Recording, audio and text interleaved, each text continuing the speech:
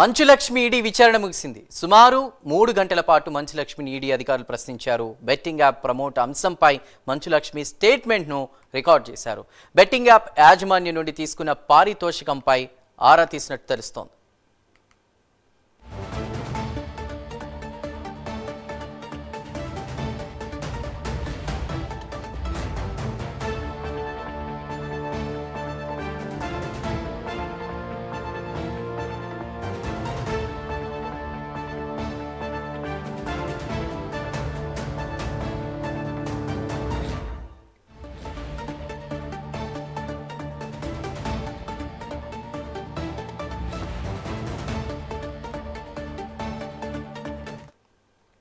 Manchu Lakshmi ED విచారణ ముగిసింది. సుమారు 3 గంటల పాటు మంచులక్ష్మిని ఈడీ అధికారులు ప్రశ్నించారు.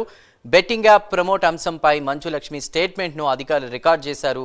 ఇక బెట్టింగ్ యాప్ యాజమాన్యం నుండి మంచులక్ష్మి తీసుకున్న పారితోషికంపై ఆరా తీసినట్లు సమాచారం.